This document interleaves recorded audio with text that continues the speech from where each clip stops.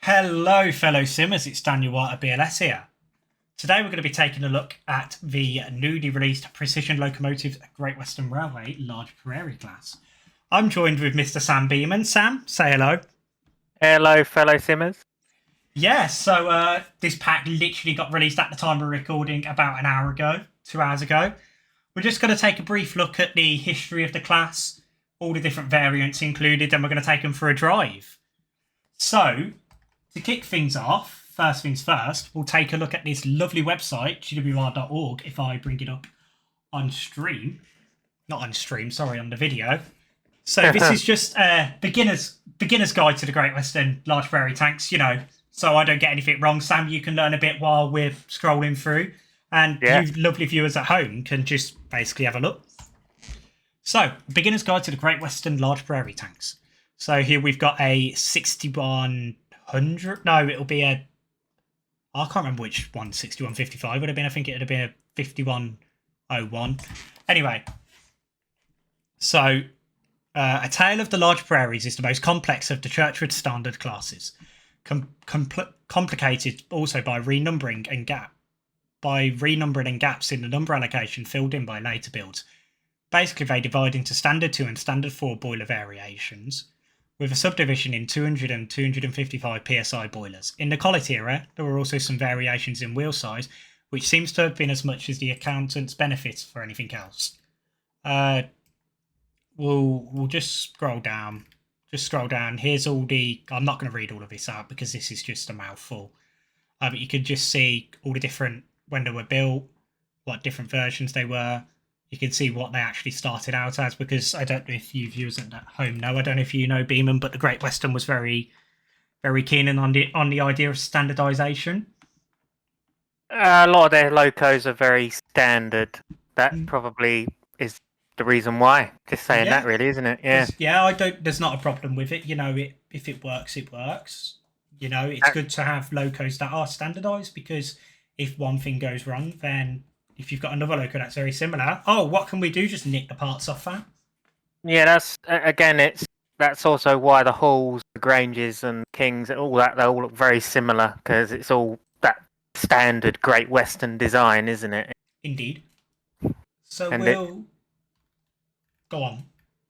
And it's sort of the same with the Prairies as well, because I mean the only real difference between the large Prairies and the small Prairies is, well, in the name, really, isn't it? It's the size. Smaller than the other. Yeah, basically. That is literally the difference. The small prairies were designed for lighter branch line work, whereas the large prairies were designed for like suburban services out of Paddington and on the Snow Hill lines out of Birmingham Snow Hill. That's basically what they were. They needed heavy tank engines that could pull long trains of coaches. A few of them, funnily enough, did find their way onto semi-fasts out of Paddington, so filling in for roles that the halls would provide, the Granges, Manors. So they're very useful engines, really. They were very useful engines. They were a good design, and they evolved. You know, it's not like it's not like Churchwood came up with like here's a 5100. You know, this is the first version. It, as shown on the screen here, this is what they started out as, the 3100s and 3111s. This is basically, in a nutshell, steam locomotive development. It's evolution. This is what the Great Western was known for. They built classes of locos, and if they worked, they kept them, because what is the point in changing something? If it works, don't change it. Literally. So in 1903, number 99 was one of Churchwood's first 3 standard prototypes, along with the 460 and 280. So the 460 will be the Hall, not the Hall, it'll be a Saint, and the 280 will be the 2800s. I mean, here you go. You can see the 3111 class. This is diagram B. So this is basically shorter. It is the same type of loco. I think the large prairies had more extended bunkers, as well as the frames being different. Yeah. I mean, this is the original one. You can see how flat the bunker is. but once we scroll down, you'll see on the later iterations of the large prairies that the bunker was more of it stuck out at the top. Yeah, it's more sort of a. It's a strange shape, isn't it? Yeah, it's kind of like it's got a big. What would you say? It's just like. I mean, I can give you the reason they did it, and it was mostly due to coal capacity, so you could fit more coal in it. That's literally it. I mean, this is a 3100, so you can see here, it's very much does look like a large Prairie, like a later large Prairie. Here's another one at Newton Abbot. We'll scroll down. This is when the 5100s were. This is when the 5100s, which were evolutions of the 3100s, started to come in. But you can see here how it's sloped round. Yeah, it's sort of angled and yeah. It's interesting. Here we go, near Stratford-upon-Avon, which, funnily enough, is where we're going to be doing the review on the sounds on. See, I do think so. This was 3116 when it was built. Then it became 5116, and then later rebuilt as 8107. There you go. It shows a bit of what was done. So, lowered cab roof, cab side strutters, collet parallel buffers, and a slightly bent front platform. That's not part of it. That's just it's broken. So you can basically just see what was done, really. What I'll do is I'll leave this link in the description for you guys to take a look at yourself if you want to learn a bit about the class, about the different types and the evolution of them. We'll move on to the manual. We'll have a look at the manual before we do the review. Oh, it's going to take a while to load now, isn't it? Because there we go. So, Precision Locomotive Developments GWR Large Prairie add-on. So, what's included in the pack is the 5101, 6100, and 8100. Here's a bit about the designer specification, fuel capacity, how much coal they could carry, power class, how many were actually built. Well, I say built, actually converted. So there was only 9 of the 89s. Because the 89s were just rebuilds of the 51s. Yeah. They were the 81s even, sorry. Yes. I said 89s. No, that's fine. Yeah. Yeah, Badger. Oh, Jesus. So it literally just shows, all the different things like vacuum brake pump, vacuum brake leak. All the normal stuff you get from Bossman Game stuff, we've already... a lot of this is very similar to the castle that we did. It shows all the different shed codes of Great Western sheds. And then what's required for the quick drive consists. So, this basically shows the different... Well, I say the different. You can override what build type you had. So, if you wanted to have, I don't know, BR stuff on a GWR livery, you could do this. It does say that this is not supported by Precision Locomotive Developments.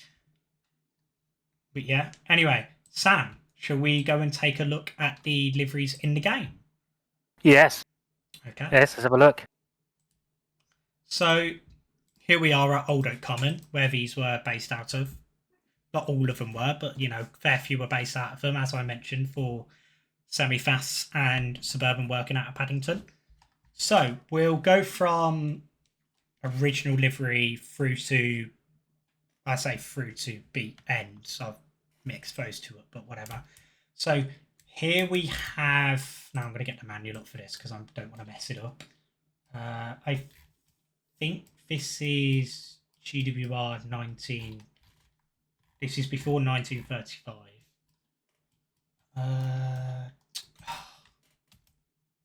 Why are you taking ages to load the manual for?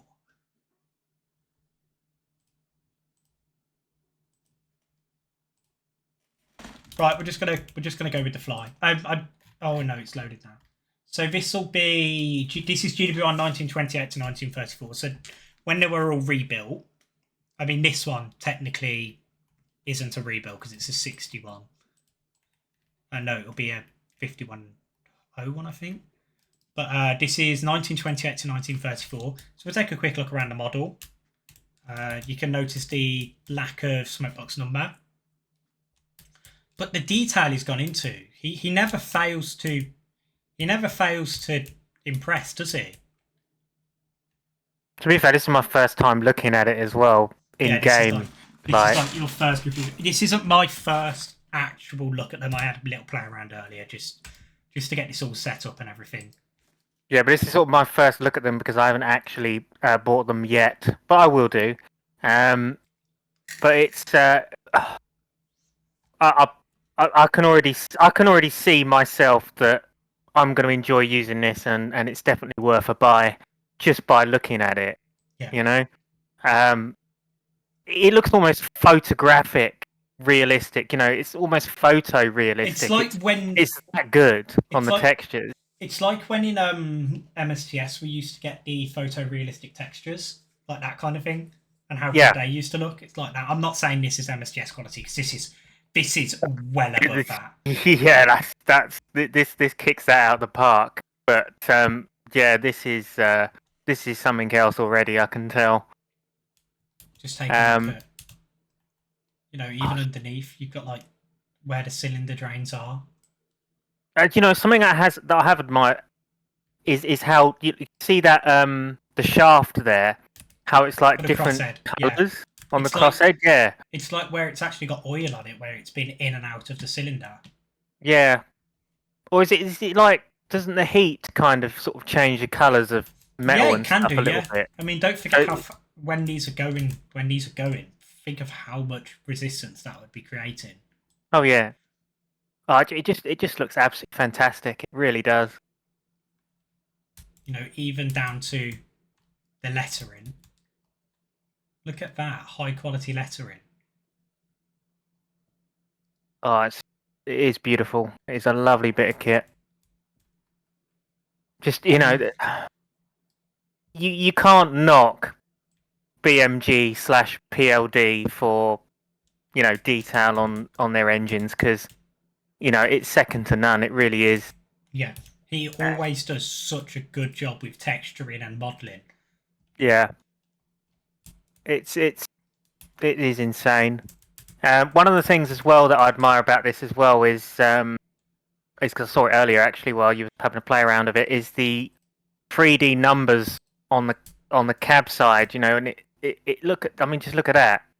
I mean, there was no need for that detail really, because obviously in the past we've just seen photo textured number plates like that, but to add that and have it actually in game like that, it's next level stuff. It's something else that is up there and in a way better than the previous renditions of the large prairies that we've seen in game before. Well, yeah, because we've actually had quite a few variations of the large prairies, haven't we? Because we had the original DT one that was part of the UK Train Team freeware pack. Yeah.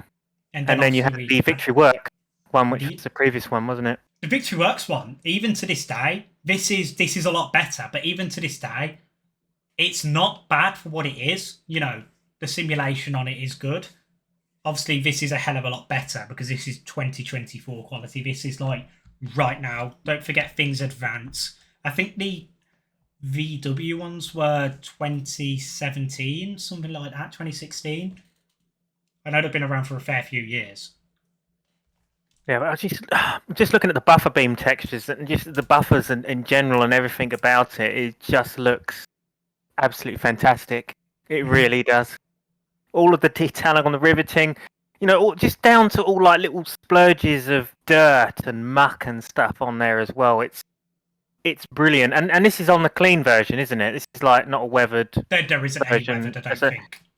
Yeah, no, but just the fact of that it's not completely clean, because steam engines are never completely clean, not unless they're like in the NRM or something, or on display in museums. Even now, when you say that, I bet there is like specks of dirt on loads are. Oh yeah, steam engines are never clean. Never fully clean. The moment you clean a steam loco, the moment you clean a steam loco and you put that fire in it, it's immediately dirty. Like people, one thing I tended to do was when we when we lit up and we, you know, got the locos ready, I'd have cleaned the loco before we put the fire in it and everything. But the loco will get dirty from literally just that initial stage of lighting up and the smoke building, because soot will rise over the boiler. So I'd just get a rag and just wipe it off, wipe all the soot off, just to make sure it was still clean. It's not going to be fully clean. It's not going to be like, I don't know, the Ritz in London clean. No. The hotel. No. It's not going to be that kind of clean, but it's going to be, somewhat clean. I mean, one thing I will notice, you were noticing about the buffer beam textures, but I really like the marks on the ends. Yeah. I think that's really cool. The grease marks are really good. The grease marks where it's actually been, compressed against coaching stock and it's, it's worn parts of the paint off and that kind of thing. It just looks brilliant, and just looking at the whole front of the loco in general, like the smoke box and everything. I personally, looking at this and how clear it is, everything is so clear. I think this is probably PLD's best texture work yet. Looking at this, it is so clear. You can see all of the details on the front of that. Yeah. Everything, because you do get some models in game, right, where yes, the model is very nicely done and perfect and spot on, but when it comes to texturing, it's either too black on the smoke box or something, or it's not blue, quite I found. Yeah, and then you can't really see the details properly, but on this you can see everything so clearly on the front there. You can see everything, and that is brilliant. When we were discussing my Jubilee reskin, and you were saying you couldn't see the details, I can see exactly what you mean now. Yeah. I think it's so important to be able to see everything on the front of that steam engine. You need to see the characteristics, because otherwise, what's the point of making a high detail model and then you're covering most of the details up with rubbish textures? It's at the end of the day, this is what it's all about. What we're looking at here, this is what it's all about. This is how a steam locomotive should look in TS. For Train Simulator Classic, for its age, some of the content made for it is this. This does not deserve, as I said in the Castle video, Train Simulator Classic does not deserve this high fidelity, and it does not deserve locos like this in the game. This should be in something like Train Sim World 4 with Unreal lighting, because it looks good in this, but think of what it would look like in Train Sim World 4. Think of, how the textures would look and everything. This would be an ideal loco for the West Somerset route in TSW. And, maybe we'll get it, maybe we won't. We don't know. We'll just have to see what happens. Anyway, we've done enough about blabbering on about that livery. We've discussed most of the characteristics of the Great Western ones, so we'll just go through. I'll just go through listing the other liveries, and then we'll move on to the BR variants. So this is GWR 1934 to 1942 with the shirt button on the side of the tank. So as you can see on this one, it had the Great Western in serif. This is the shirt button livery. Yeah, to be honest, I didn't really like the shirt button logo myself. It's not really a particular favourite of mine. No, this was around wartime. This was when this was. Yeah. When this was around.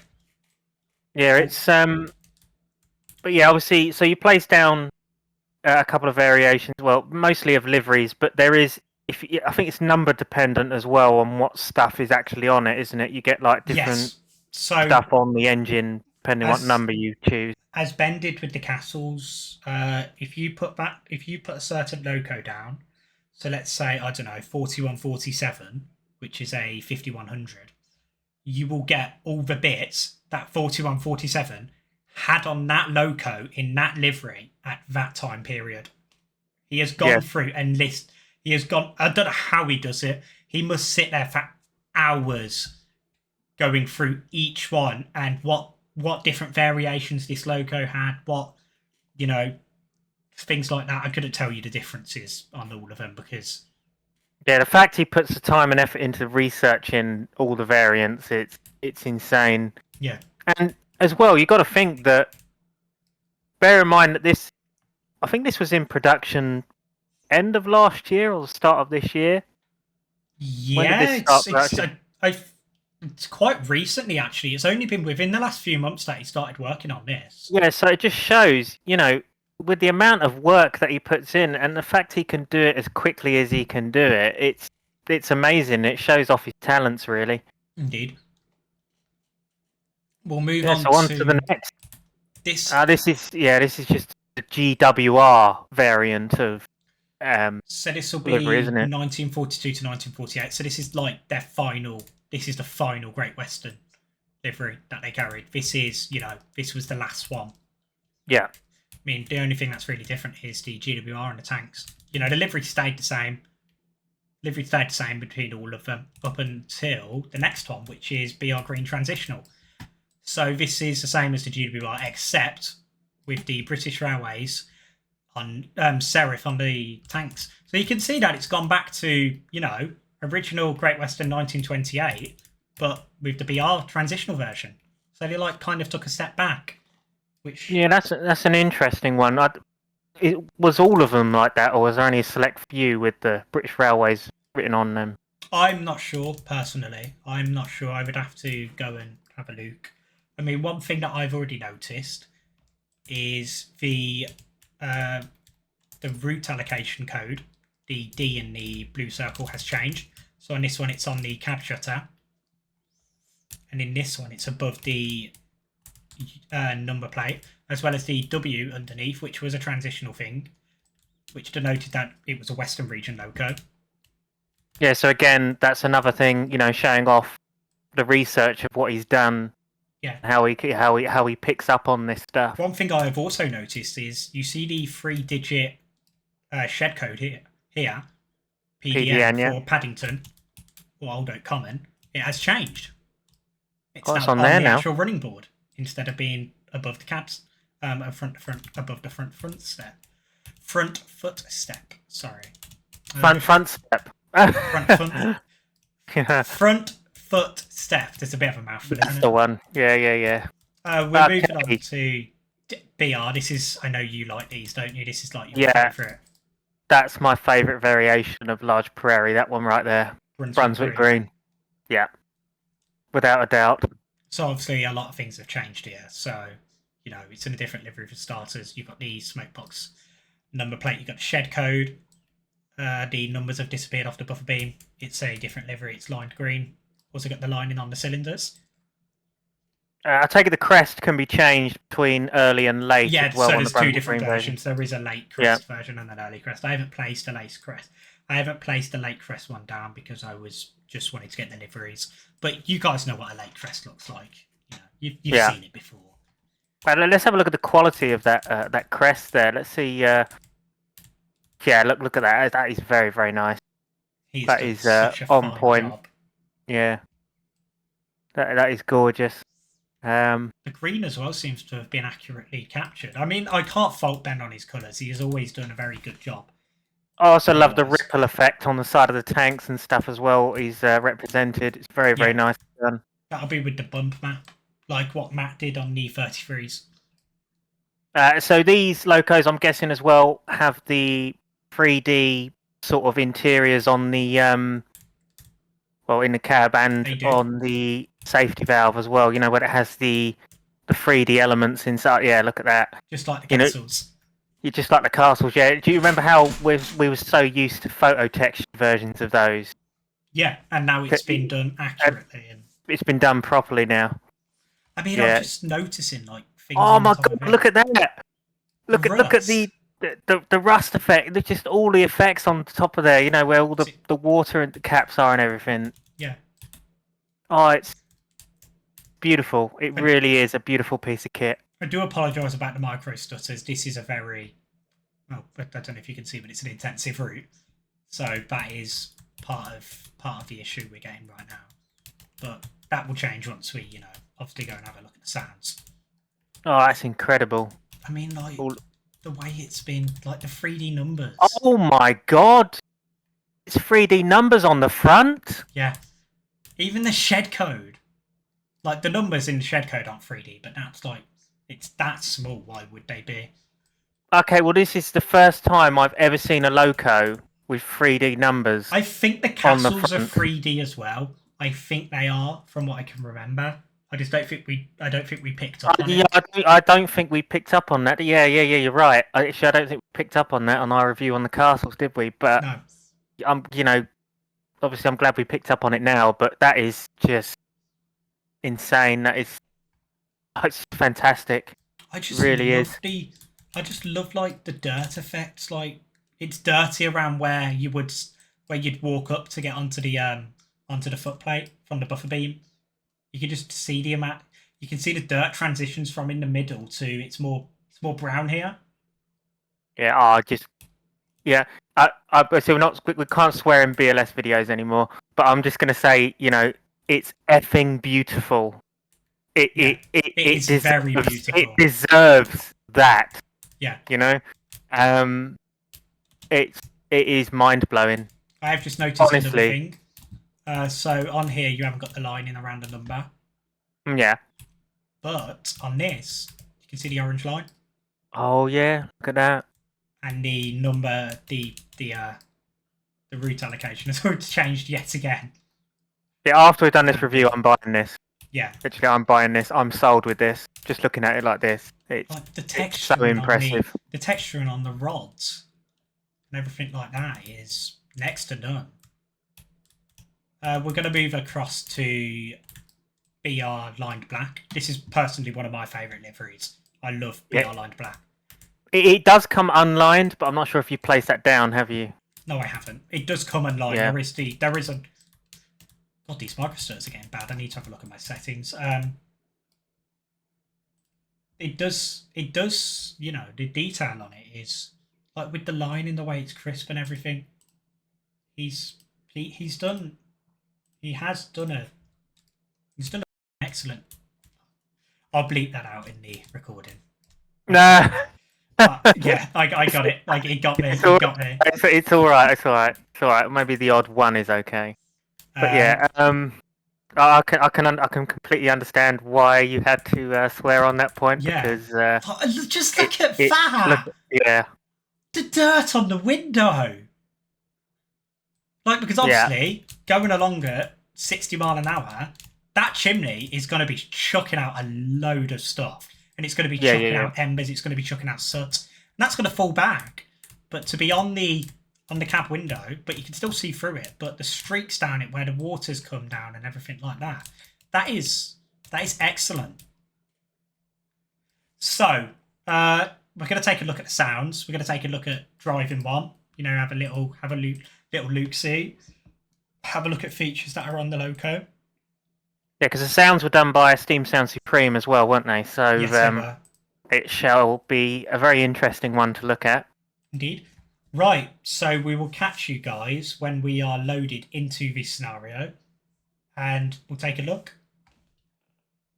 From the not Steam Sound Supreme, sorry, the Riviera in the 50s pack. Which, do you know what? How long ago were these released? 2016? Yeah, like that. yeah. And look at the textures on them; they're not actually that bad.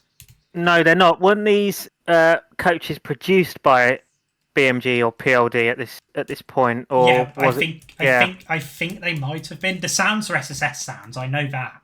yeah, because I believe PLD were a part of the Riviera in the 50s pack. They Yeah, they produced were. a lot of the models for it. This is sort of his older castle models and Prairies and stuff, wasn't it? No, it was the castles, the Grange, Pania, the King, sorry. the Pania. Yeah. So I think Mesh Tools also helped out with the Pania, but I'm not entirely sure. Anyway, that's not the point of this video. So, this is the cab. The detail of it. Very nicely done. I wonder why it's white there on the whistle chain. There's got to be a reason for it. It might. Oh, actually, no. I have a theory. Is it heat resistant? Well, I don't know. Heat resistant because obviously think about how hot it would get. Yeah, it could be. That's an interesting one. Yeah, the cab interior looks fantastic, as to be expected. You can't get a. I'll open it. You can see the fire bars. Oh yes, look at that. Technically, you shouldn't be able to see the fire bar, should you? Because you should be having coal on the top there, shouldn't you? Yeah. I I mean, the mean, I fire suppose mass it's is nice high that enough. they've done that, but yeah, I don't think you should be able to see the fire bars. You should have coal on there. But there you go. So we'll take a look through the different camera views. So we've got head out driver's side, normal standing position, further back, so on the bunker. Hang on a second. No, is it a pasty? Can you actually do anything with it? I don't know, but I've just noticed they open. No, you can't eat it, sadly. That's a shame. Can I close this? I didn't even notice they opened. So this is a first look properly around a cab for me. I was just testing earlier just to make sure it, worked properly. What can you actually do? Can you open this? And now you see this is where I've got a bit of an issue. On the Victory Works ones, you can do that. Yeah, you could open up that. It's an interesting one. You open these up. Yeah. Okay, you can open the back windows. Fair. Can we go? Can you do it on the other side? Like it. Yep, Yeah. good. We'll have those open. What's the shutting door sound on it? Yeah, that's quite cool. Things like seats. I mean, you wouldn't want to sit on one of these in real life. They're absolutely uncomfy as all hell. From personal experiences. But it's like, look at the wood panelling. There's dirt on it. It's not clean. As it wouldn't be, would it? Because you're walking around it. Can you open up the doors, the cab doors and stuff like that, yeah? There you are, look. Hang on. Okay, no, so I thought the seat might have been in the way. Does that one open? Yep. Excellent. Okay, there's a bit of a weird looping effect going on that, but... Handbrake? Handbrake works. We'll take that off once we start moving.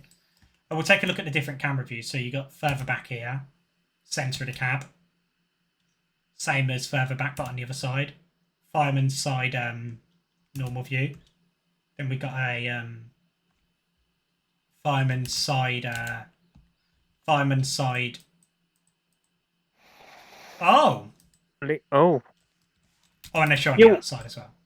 Yeah, what is the purpose of those? Is it like shielding? Oh, fair. Yeah, shielding, yeah. Yeah, and then you've got some outside views by the looks of it as well. Indeed. With the... So we've got... Yeah, there you go. I mean, one thing we did notice is that when you right-click, you can't move the camera around. Whee! And you can't move the camera around, sadly. But I'm sure that's... I'm not sure why that is. Probably a bug. Might need fixing. There is this view, but we are in the platform, so I won't really go into it. One thing I will say is I'm ashamed. I'm not too keen on the fact that we don't have the inside running motion views like we did on the castle. Oh yeah, that's true. It's actually been modelled. Ugh. It hasn't, has it? No, it hasn't. Oh. So inside valve motion hasn't been modelled. I suppose it might just be me nitpicking. I suppose you can't really see it on a large Prairie anyway, can you, really? No. Oh yeah, you can open them. So if you do Control-Shift-Y, you can see how much water you got in the tank. And it's also animated. Oh! Are you seeing that? Okay, that is pretty wicked. It's animated. We have got the normal Aldi lamps. Is this all done by Control-Shift? Yeah, Control-Shift is for the rear. So if I just do Control-4 to get rid of that one. So we got, red lamps. They're the same lamps that we used on the castle, obviously. We've got red, white. Then, same here. Same as before. We'll put the lamp code back on there. Isn't there a high intensity light as well for some more like is. mainline ones? Yeah. Oh yeah, there it is. So you got the high intensity and you got the flashing tail lamp. Then if I do Control, I don't know which one it is. Yeah, there we go. Control-7 for the red lamp.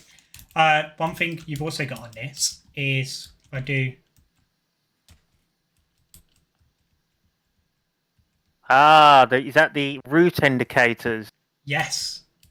Yeah, look at that. It's weird to see that this has this, because I thought this was only really for express locos, but maybe they did use it. I mean, even if it didn't, it's nice to have it in the pack. Yeah. Sadly, it doesn't have any headboards, I've noticed.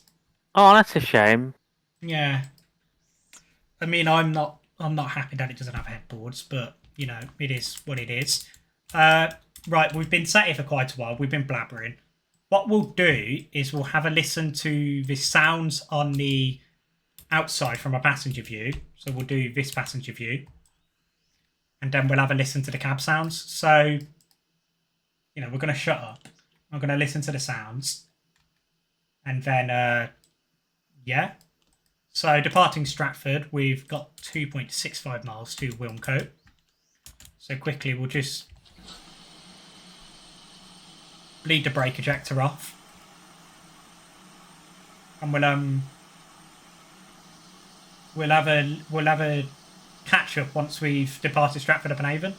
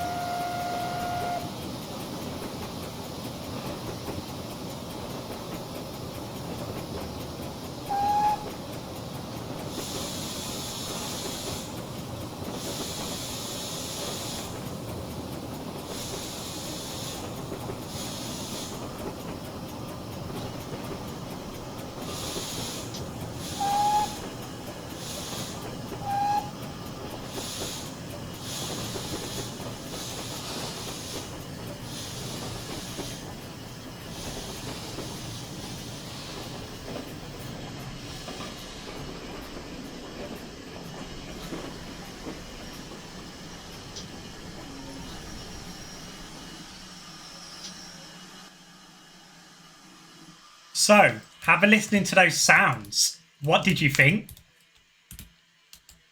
Oh, it was just brilliant. I can say SSS have certainly done a good job with this one. Matt's done a really good... Yeah, I can say Matt's done a really good job with it. Oh, yeah. I'm eating pizza right now, and while listening to that, it's glorious. It's something to do, isn't it? Oh, yeah. Is there anything you suggest that we do while we're here? Have a maybe listen to a few of the cab sounds, I guess. I suggest going through the short whistles because there was one particular whistle that you and I quite like, wasn't there? Yeah. That's been added in.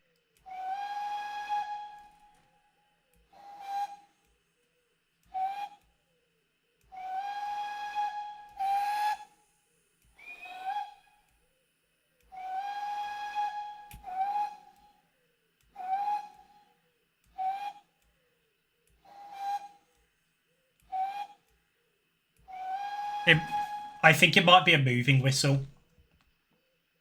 Yeah, so basically, guys, what it is it's like a little two-tone, so it sort of goes out like a doo-doo, doesn't it, kind of thing.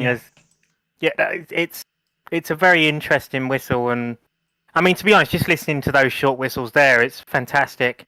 I'm loving the echo effects and stuff on the whistles as well that they've added. Really, really good. I mean, listening to that brake ejector sound. I mean, obviously, you know what a brake ejector sounds like. Yeah. Great Western one. Oh. We got it right away from the guard.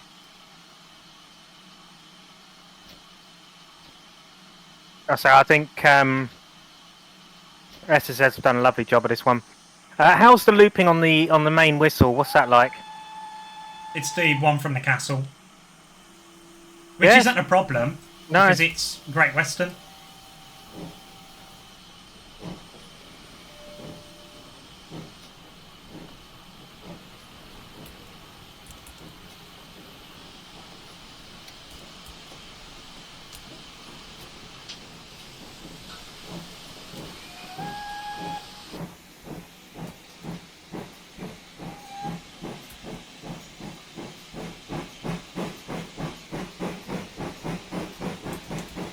Oh. We'll just coast here. Well, I'm going to stick an injector on to shut it up. And we'll have a listen to that, see if we can find that whistle. I mean, even the wheel clanking sounds is glorious. You know, it really is. Sound you can hear. That's the vac pump working.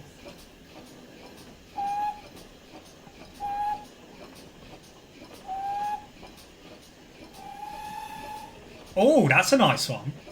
Oh. There's obviously so many different whistle variations. Yeah.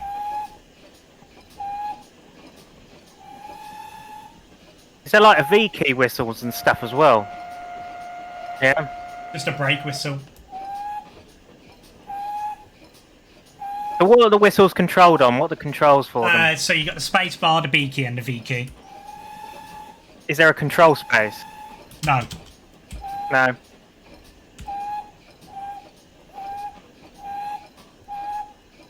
I can't find the whistle. Unless it's on a particular variant, or you know, Maybe. it could be like the whistle sounds vary between the different classes or different variations. Oh, look at that! I mean, even the particles are lovely as well. Yeah.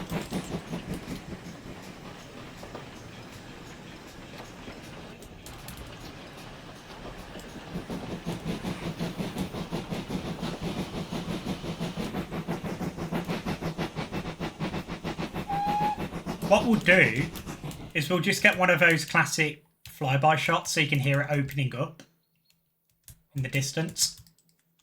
Because that's quite a good shot to have. Not many people do that, do they? No.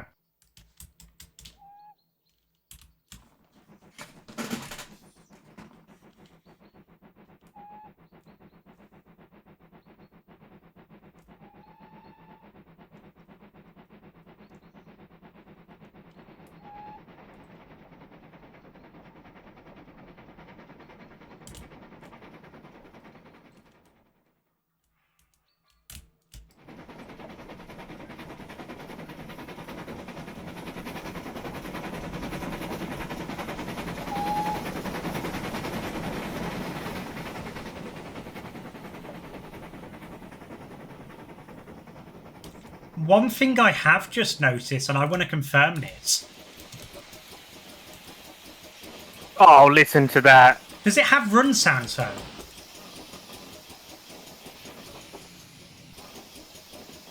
Doesn't sound like it as such. But I know. I mean, I suppose because we've got the brake. I suppose because we got the vac pump and everything, it might be a bit hard to add. Yeah, also, like, you wouldn't really get that really nice sort of wheel clanking effect and stuff if you can hear all the run sounds over the top, you know? Yeah. I think it sounds brilliant. I just ignore the texture glitches on this route for some reason. I don't know why it Yeah, does right. them. Don't. It's just. We're not going to look that way. There is something with this route. I'm going to report it back to. I'll say something to Matt about it. It looks like it's to do with the signal boxes. It might be something to. Yeah, it might be a geo error. I think that's what's happening.